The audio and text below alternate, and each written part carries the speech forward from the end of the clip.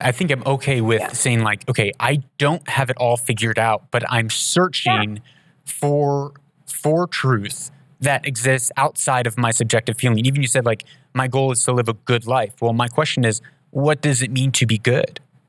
Right.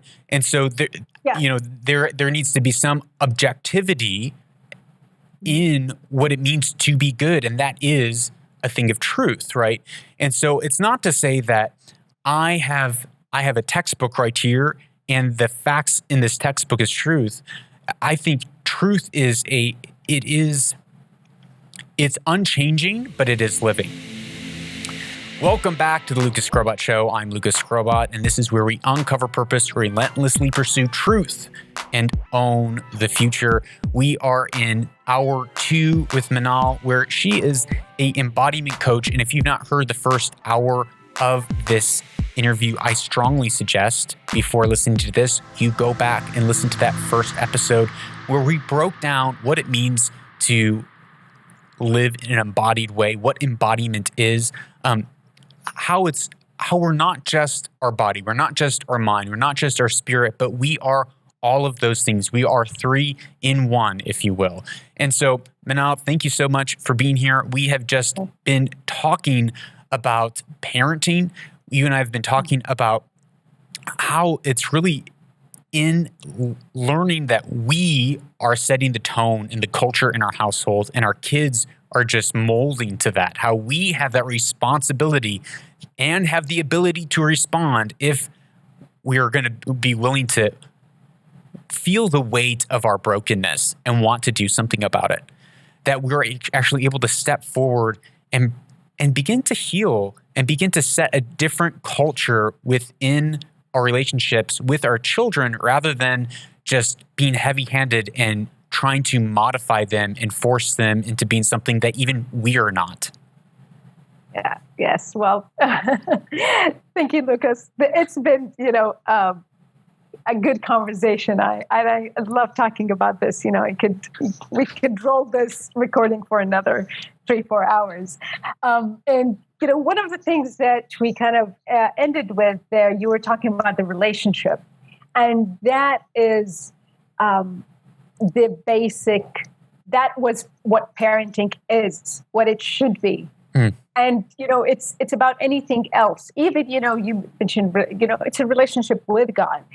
And in that, I'll go and bringing it back to embodiment, is that thinking only with the thinking brain, that there's a ruler or, let's say, a central control system that dictating everything that is happening.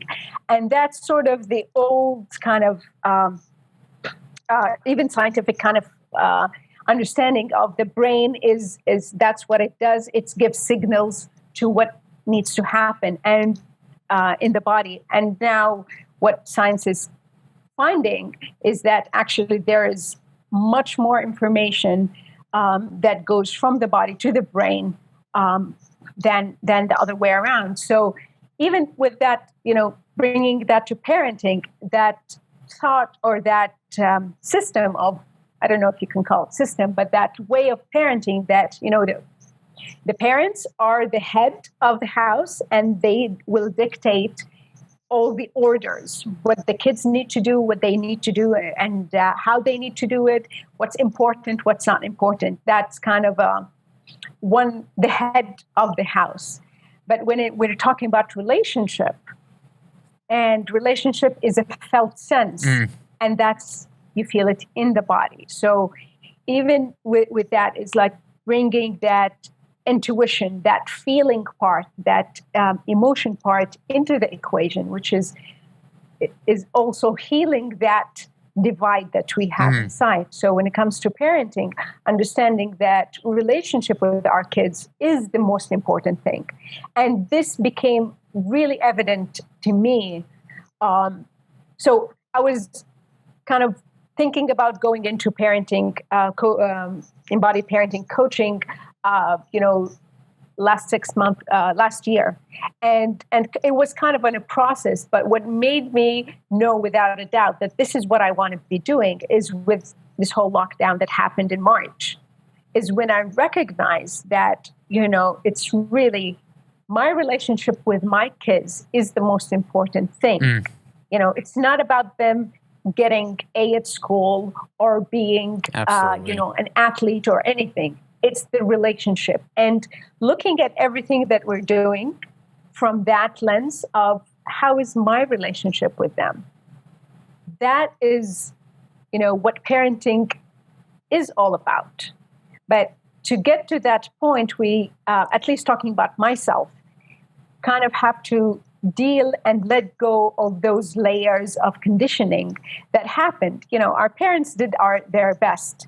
And they parented us the way they know how to parent. And that was the norm.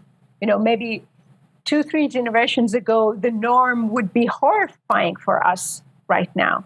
So it's letting go of those layers of that conditioning, of that things, and what Dan Siegel calls making sense of it. So I understand that, my parents did this to me when I was a child because that's what happened to them. So there's a coherent narrative that I could express and I say and I understand. And no, that's, okay. Instead of being consumed with the past, of consumed with what happened to me. And that brings us back to the victimhood that we spoke about earlier. So it's all nice and lumped and complicated and twisted in fashion that, it's really not one linear way. And there are, as many paths to find that as there's as much of us. So there's no one way that works for everyone. And that's something that I really, if I would say believe, I don't use the word believe that much. But I do believe that there is a path, there's a different entry point to everyone according to who they are and, their experience. Yeah. So one thought that I had as you're sharing kind of, especially as naturalism has taken hold in society, which is in basically saying there is no such thing as spirit realm. It is just, we are all natural. It's all determinism. We are just a sack of chemicals, and that's, the end of it.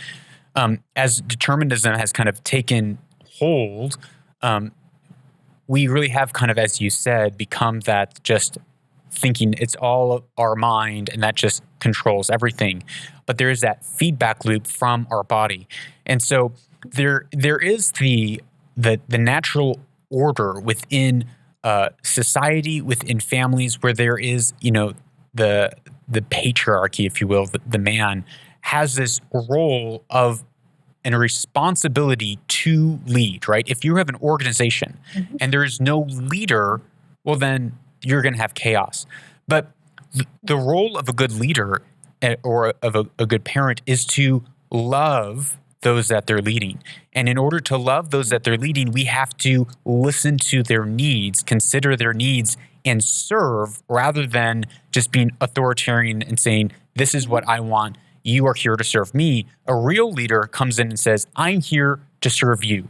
Real leaders sit at the foundation point to serve the structure rather than sitting on their ivory tower at the top, giving orders down. And so I like that that image of how our body is actually sending way more messages to the mind than the mind to the body. And actually the mind is in place to serve the body, to give the body what it needs, to regulate what the body needs as it receives information from that. I really like that. And there's another thing that you said, and kind of goes back to the previous episode, where you said, if you know better, you do better. But at the same time, and I've heard this a lot too, and when I hear it, I kind of pause and I think, I'm like, well, that's just not true.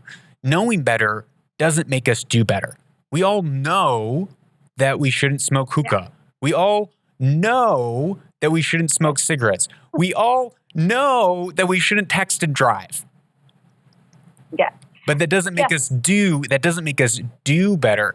And so it comes out, and this goes back to the thing that you said, that it's not just all the mind going down, but actually there is you mentioned this a little earlier, but how we have these three parts and that they all work together, but there is a hierarchy of, as we've talked about, of order, where if we have that hierarchy of order wrong, we are going to be dysfunctional. And so that hierarchy of order is our spirit is up top, then our mind, and then our body, right? But when we get that wrong and we think that, okay, it is from our mind that everything else needs to align, that's where we begin to have these conflicts, these imbalances. But it's really out of our spirit man that we are able to lead and live. But so often we are nurturing our physical bodies, we are nurturing our mind, and we're not actually nurturing our spirit man. Yes. And I think it's also a way of looking at it, that it has to be a hierarchy. It all comes in play. Each has its own purpose. So it's and sometimes it's said as the three brains that we have. It's and actually I like if you know the work of Dr. Dan Siegel, he actually distinguishes between the brain and the mind. Yes. But that could be for another. No, absolutely. The brain and the mind is definitely different. So there's a purpose of our thinking brain, of that, and we need that, because we can't have this. You do this interview without setting a date, putting a structure, knowing that we need to think Correct. about it. And there's our felt brain, which is usually it's the lower abdomen, our pelvic area. That's kind of where our intuition, where our felt sense is. And we have our heart brain, which is to me, that's where spirituality comes in. And so recognizing the thinking brain, recognizing and becoming intimate and know what that is.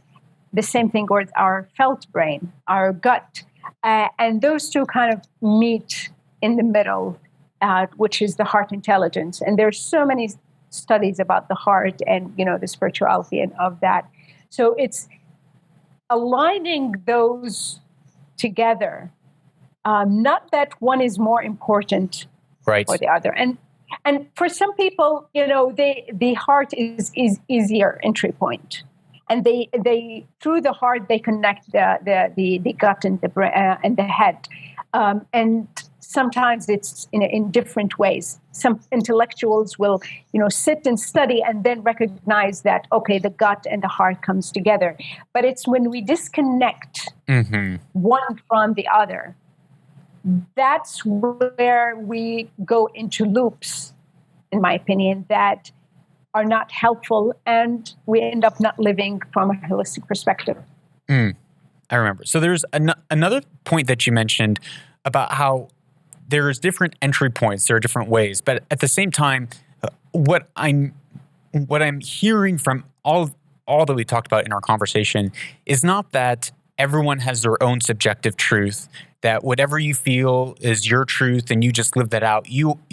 What I hear you saying is, no, there is truth, there is reality that exists outside of us that is knowable, but because of our backgrounds, because of our own experience, there might be a different entry point in to navigating that, or different things that we need to work through as individuals, but the axioms and principles, the plumb lines of morality still stand true for any individual? Or are you saying, no, this is all social relativism, all moral relativism, you do you live out what your truth is, and if it makes you happy, then great. Where do you stand on that? Where do I stand in that? That's a big question, and I my stand. Okay, so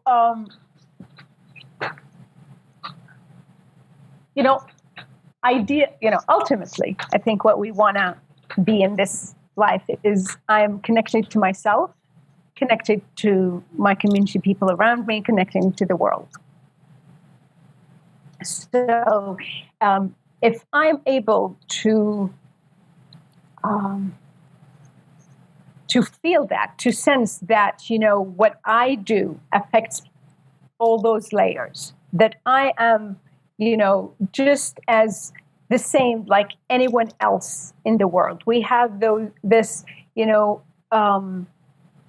same, we have the same physical body, we have the same spirit. We're all as one, but we don't have to be the same.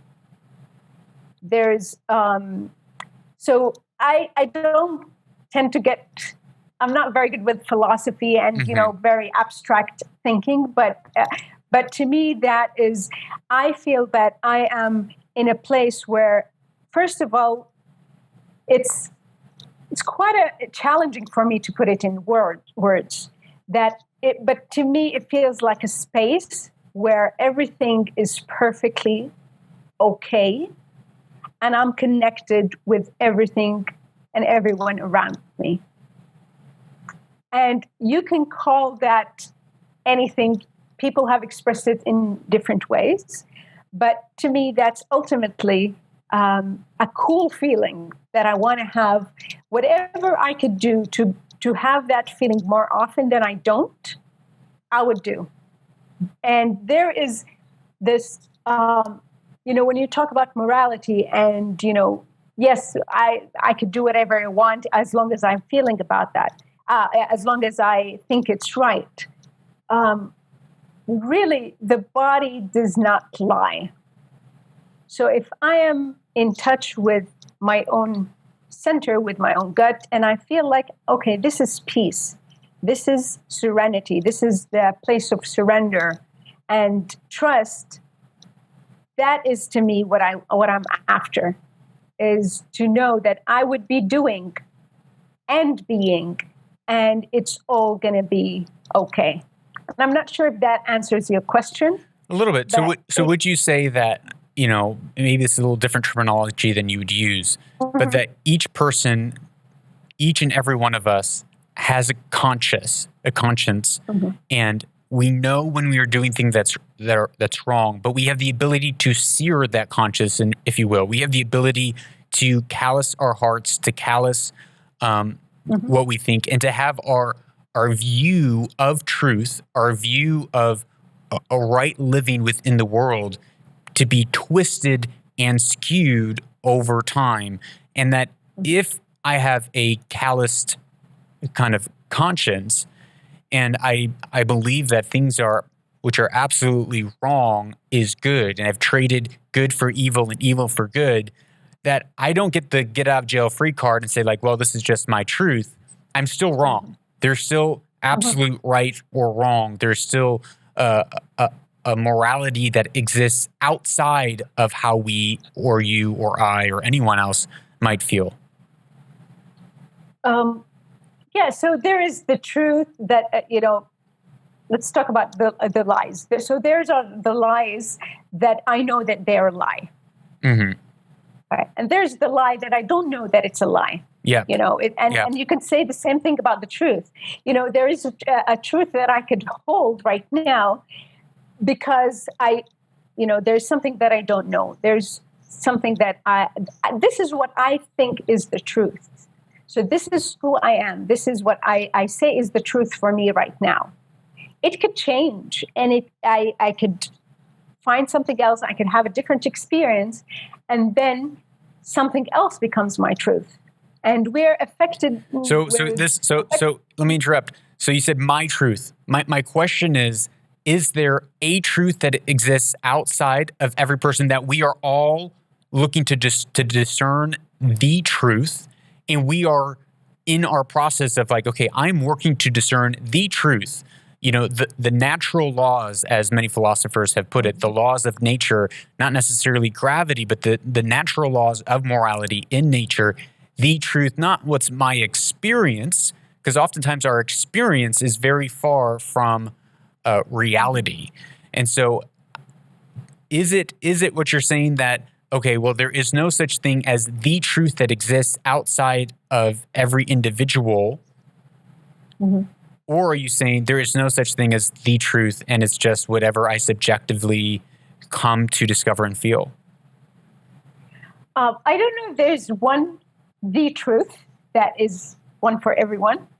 It's a really big question. It is. That's why I asked it.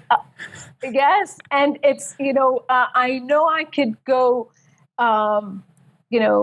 for and drive myself crazy in trying to find it. I know many people have done with like the truth. What I know is your truth might not be mine, and so here's the thing. Ultimately, what I want life to do is be a good person, do good things for myself, and serve humanity at something, and serve people, whatever that humanity is.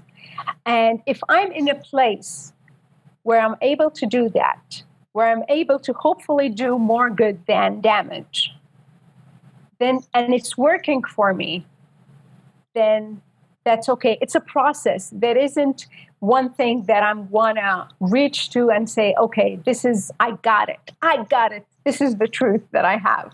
And because I think, and that's why I previously said I don't use the word belief, because when we label something as a belief, the beliefs that I have are very, very few, but once I label something as my belief, or this is the truth, it's rigid, is not open for any questioning. It's not open for any change. So here's a question. I'm going to stop you right there. Yes. Do you see the self-contradictory nature of your statement? In that, by you saying that there is no truth, and by saying that the moment you define truth, you lock it in, you've just actually defined truth and locked it in. So it's a self-contradictory statement, and so therefore you actually do believe that there is truth. We think it's ever changing. That's what I'm saying. It's not there is one thing, because maybe my understanding of what truth is, it's that one thing that I know that it's for sure and it's nothing. And if you could correct me if that's not your definition of that truth, because it's something that it's a process that is changing. So if I label it, so I can tell you my truth right now, but in tomorrow. Yeah, and I'm okay with that. I think I'm okay with that. I think I'm okay with saying like, okay, I don't have it all figured out, but I'm searching for truth that exists outside of my subjective feeling. Even you said like, my goal is to live a good life. Well, my question is, what does it mean to be good? Right? And so there needs to be some objectivity in what it means to be good, and that is a thing of truth, right? And so it's not to say that I have a textbook right here and the facts in this textbook is truth. I think truth is it's unchanging, but it is living. So truth has no shadow of turning within. Truth is it always has been and always will be, and it's unchanging, but it is alive. And so that is, how I would look at truth. Mm-hmm. And so have I fully come into the revelation of the full ins and outs of truth? No, I'm in a process of pursuing truth, knowing that when I come upon truth, it is the truth that sets me into a place of freedom. And so I think this is probably where a lot of our practices or our methodologies probably differ. And part of that, and I know we've touched on yoga a little bit, and I know that you said, I'm not a yoga practitioner, but within that whole, this is where I get wary. It's within that whole world. We're channeling multiple sources. We're channeling multiple spirits. We're channeling multiple things, and I think that's probably where, if we break down into, because we've agreed on most everything in this conversation, right? We've agreed on a lot, It's been so fun, but I really want to give our audience some disagreement. Okay, right? Let's dig into Right, if you will. Yeah. So I think where I would probably look at the overarching or maybe the underlying principles of what embodiment really teaches. It's talking about there's lots of different spirits, even in some of the literature that I've read preparing for this. It's talking about there's different spirits that we have and different spirits that we can channel and embody. And my belief is like that is extremely dangerous and destructive.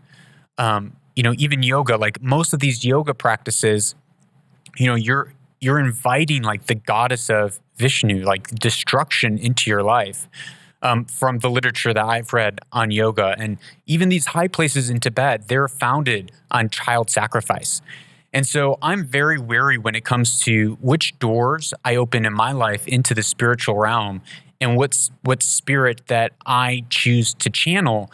And so I think and I'm excited to have this conversation because I haven't had this conversation with anyone yet on the podcast and I've been wanting to. So I'm using this as my own selfish opportunity. So with that, it's there is a huge spiritual component to the world that we live in. And I as an individual, I'm very wary of what spirit I want to open my life into, or the doors of my heart, the doors of my being into, and channel and receive energies from. As I think that's very important. And when we start drinking from multiple streams, it gets really weird really fast. I think that's probably a large difference in some of our ideologies. What do you think? Okay.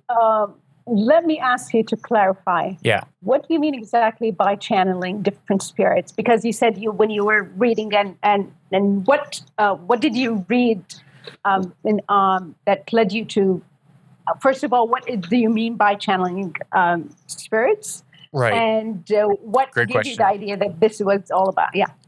So when I was starting to read about embodiment, most of the literature out there is talking about your chakras and talking about auras, talking about yoga. That is not. That's not embodiment. No, that is not. It's not, because that is all like when you Google embodiment, that's what you find.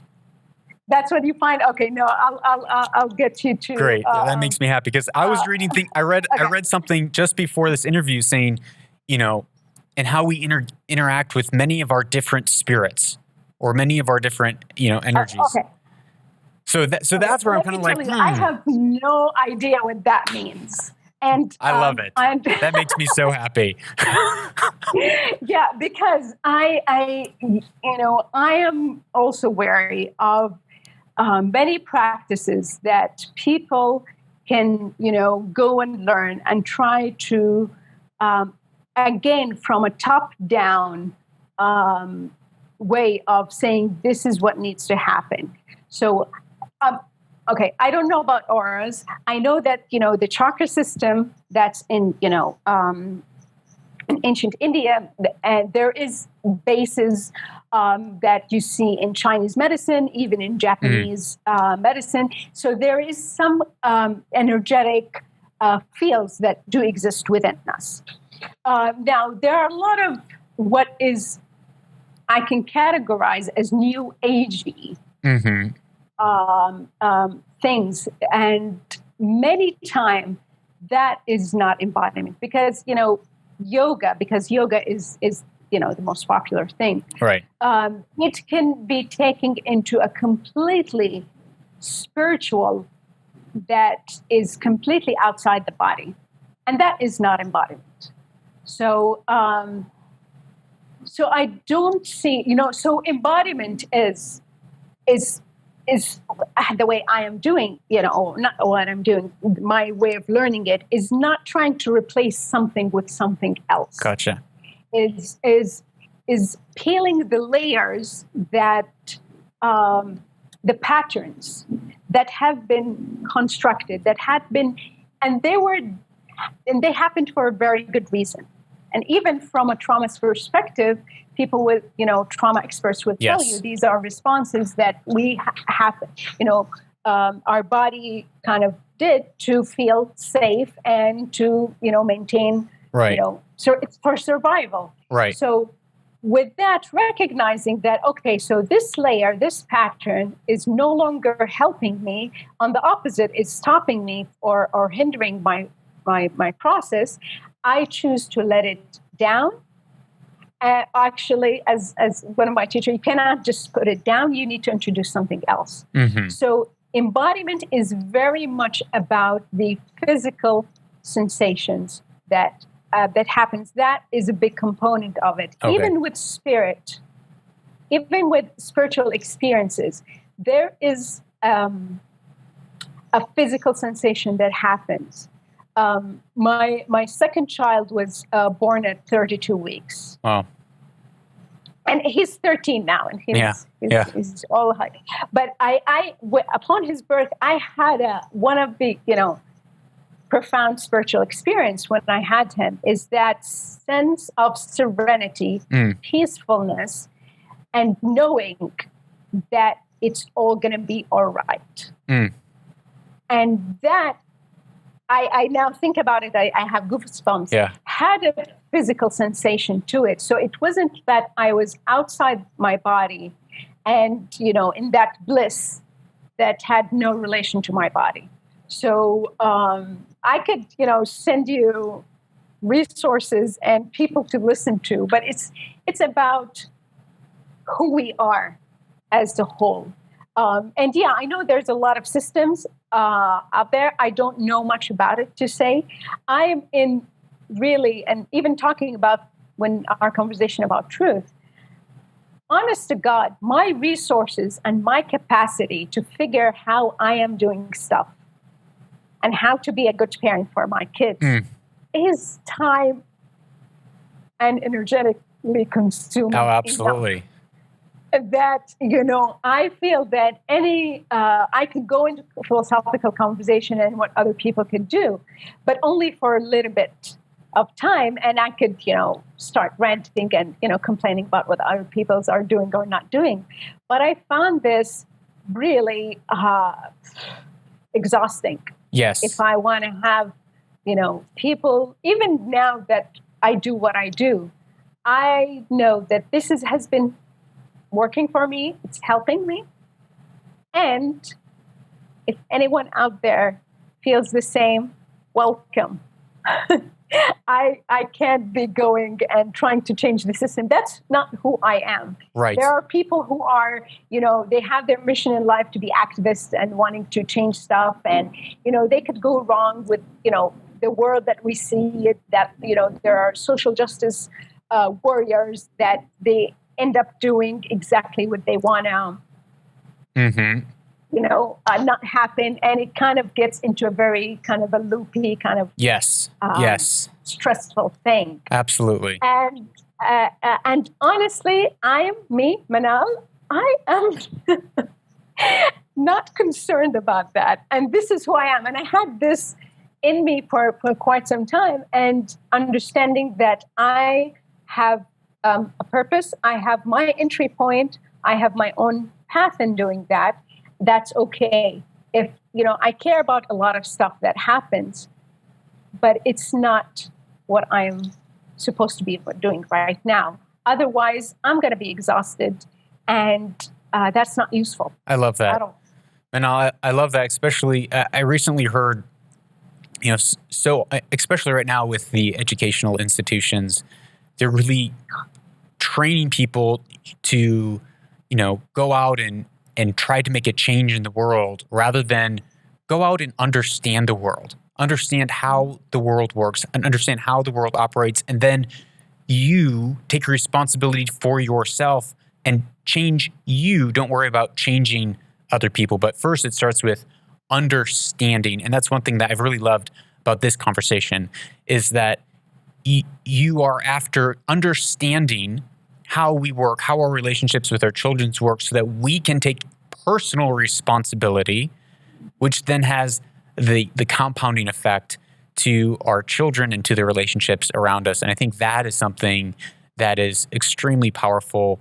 And I've really enjoyed really enjoyed this conversation. It's been so pleasurable. Where can people find you on the World Wide Web? Okay. Oh, wow. We came to the end of this. It's the end. I I just looked at the time and I can't, believe that it went this fast. Well, my website is manal-al-dabbagh.com. I'm on Instagram at manal.al-dabbagh. And if anyone wants to, connect, send me a message. Love to have these conversations. And you're speaking at a conference coming up, is that right? Yes. I'm speaking and working at the Embodiment conference. It's a virtual online event that is happening in October. That's 14th to the 25th. And there's over 1,000 speakers, and there are so many, all the teachers that I've learned from and are there. And I'm honored to have that place of, presenting within this conference. It's super cool. And the mission of it is changing the world one body at a time. You can get to find all about embodiment there. And are you going to be in whatever field you'd like? Are you going to be speaking on parenting? I'm speaking about parenting on the leadership track, because there's a lot in parenting and leadership that is they could inform each other, and I think that's bridging the gap of even leaders who are parents. That it's a good leader is a good parent, ideally. Absolutely. Absolutely. That is another conversation. Manal, thank you so much. It's been such a pleasure. Thanks for answering and sticking with me with all my hard questions. It's been so fun. It really has been. Isn't this amazing that we could start thinking that we are in sort of opposition or disagreeing on things? And if you could remind me if there is something that we kind of disagreed on. There was a good amount that we disagree on, actually. I think there is. Really? Yeah. And we already discussed it. I don't think there's need to beat a dead horse. But I think there were things that we disagree on. And that's what I enjoy. I want to have more conversations where, right now in the world as it is, people can't disagree. Like it turns it to name calling and to just insanity, blocking people. And so I think that's one thing that needs to be modeled more is we disagree. We don't see things the same way, and that's okay. Redefine disagreement. Yes. From a conflict resolution.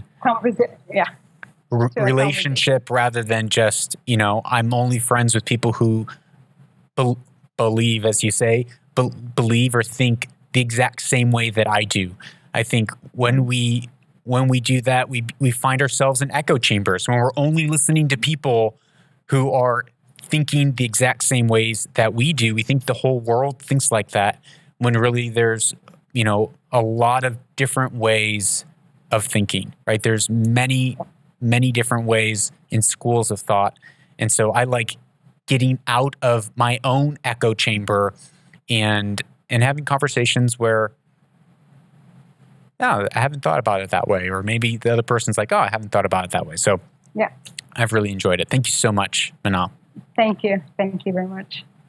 That is all for our conversation today with Manal, but I wanted to take a moment and debrief some of the things that we talked about together on the show. The first thing that I really walked away from was kind of that holistic way of looking at life. And we've talked about it a lot on the show where we're not just our mind, we're not just a sack of cells, but we actually have free will. We actually have agency. We actually have a spirit. Our body is actually important and connected. And there's this holistic connection. Another thing that we mentioned on and talked about was the connection between the body and the mind and the communication that goes on, and then how that looks in the context of a family. And it's really easy when you have kids, when you're in the throes of parenthood, or maybe you're leading a company and you're in the throes of leading your employees, to get stuck in the day in, day out routine, to get stuck in the busyness and the work. And I can find myself just feeling so the blinders are on and I don't see anything around me except the task that is at hand. And then when there's issues that's arising in the house, I go to behavior modification. I don't stop to listen to the deeper needs and feelings and emotions that my boys are going through or that my wife is going through. And I just go straight to solve. I just go straight to behavior modification. I go straight to, nope, that's not how you're supposed to behave. This is how you're supposed to behave. But one thing that I really love that Manal was talking about was saying that our body actually is sending more signals back to our brain than the brain is sending to our body. And our brain is actually aware of that, is actually doing something about that. But in the same way as leaders in leadership and in families, we as the parents of our family or the leaders of our organization, we have to listen and care for the needs of those around us, for those that we are serving through our leadership. And that's something that I continually have to go back to in parenting is I need to stop and pour out more love on my kids because it's love that covers a multitude of sins. It's love that can transform and empower us, me, and my kids to step into a place of health. And now, today especially, love takes on all these weird meanings, all these kind of skewed definitions of what love means. But love actually has a definition, it actually looks like something. And love, it's patient. Love is kind. Love does not envy or does not covet. Love believes all things, bears all things. Love is self-giving, it's self-sacrificing. Love is counting someone else as more important than yourself. And I think it's really important for us to come to a definition of what love is. It's not just a subjective feeling. It's not just, well, I love you and this is just who I am. I'm a jerk and deal with it, but I love you. But that's not actually loving. If we're being rude, if we're being short, if we're being cross, if we're quick to be angry, if we're having contempt or backbiting or gossiping to our friends or our guy friends or our girlfriends about our relationship or about our wives, about other people. Gossiping is not love. It's not loving. But it's actually believing the best about people. It's actually speaking the identity and truth of who someone is, not how they're treating you, but who they are born and called to be, and speaking that out over them and to other people around them. One story or lesson my mom really taught me was the way that I ought to talk about other people when they're not in the room. And she always taught me if there's someone that comes with a complaint, maybe there's two people, there's John and Bob. John comes to me talking about Bob, complaining about Bob. My mom taught me, she said, defend Bob, stand up for Bob. Even if you may agree with John, stand up for Bob. And then same, likewise, when Bob comes to you to complain about John, stand up for John. Because she taught me the way that people talk about other people when you're not in the room is the same way that they will talk about you to others when you're not in the room.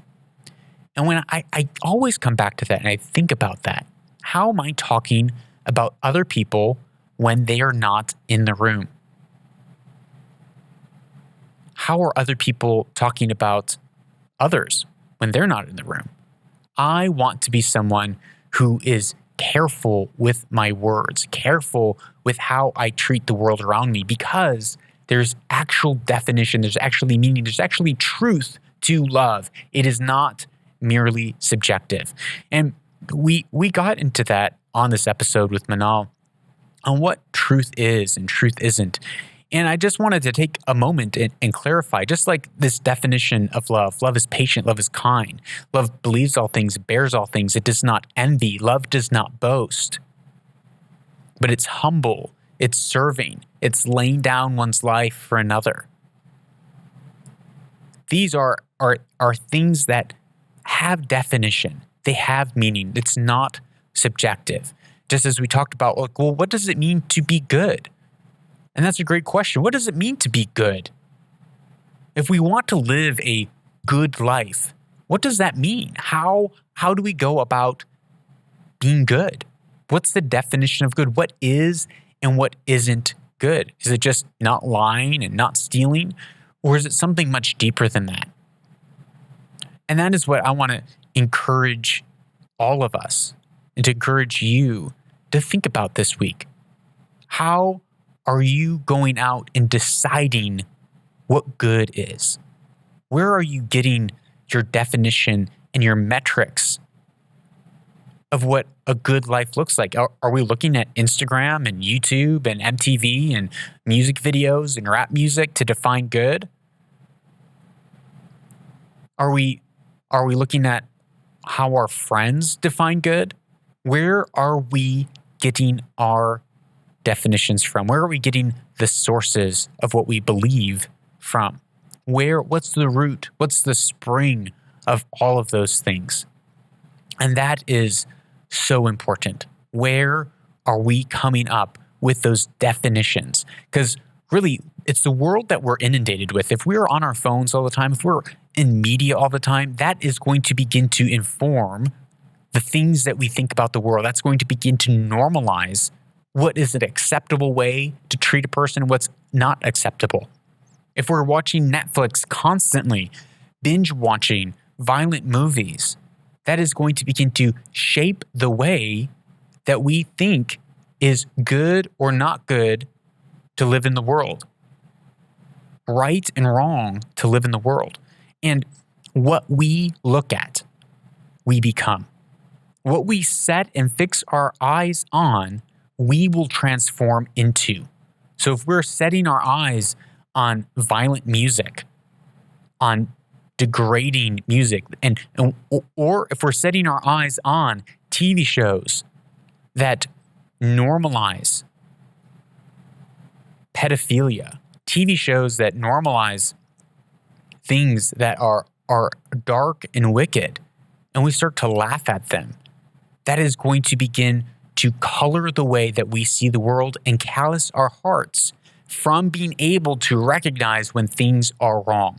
And it calluses our hearts from being able to feel in our body that sinking sensation of this is wrong, I should not be doing it, and turning and fleeing away from that action that we know that we don't have peace about, we don't have serenity about. And Manal talked about this, about how often she can sense in her body that feeling in the pit of her stomach or tension on her shoulder, or that conviction in her heart of saying, this isn't right. I shouldn't be doing it. I need to flee from evil. I need to flee from this. But if we have normalized ourselves to embrace it and accept it, we will soon cease to recognize. One time I had a friend send me just a horrific video of someone falling and dying. And it was just so graphic, so bloody. It happened in our neighborhood. And he said, hey, look at this. And please don't ever send this to me again. It was just so disturbing. And he said to me, I used to be so disturbed by this as well. But then I just watched horror film after horror film after horror film. And now I can watch anything and it doesn't bother me anymore. And I was really taken back. I was shocked at this story. And I thought, my goodness, do you not realize that you have just calloused your heart, calloused your mind, calloused your conscience from being able to recognize when something is dark and evil and when something is good and right. And when we have blinded the lamp of our body, we've darkened and closed our eyes. And when the things that we think are good and right are actually dark and evil, how dark is the darkness that we live in?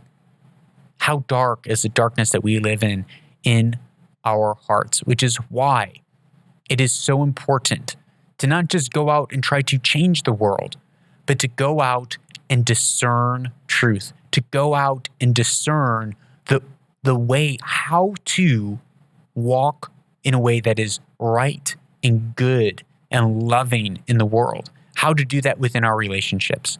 So that's why I want to challenge you with today from this episode of we need to step into a place of feeling that weight of conviction, right? To feel and being aware of when I am not operating the way I should. I'm not treating people the way I should.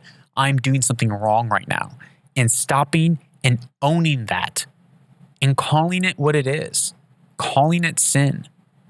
And then being able to go back and find, okay, where is this coming from? What's the root of this? And how can I step into a right way of living, step into goodness, step into love? And whether that happens within our family or within our relationships, we all need to do that. So that's all for this episode. Thank you so much for listening. Please, if you have a question about this episode or any other episodes, I would love to hear them. You can WhatsApp me at +1 202 922 0220. And also my book, Anchored: The Discipline to Stop Drifting.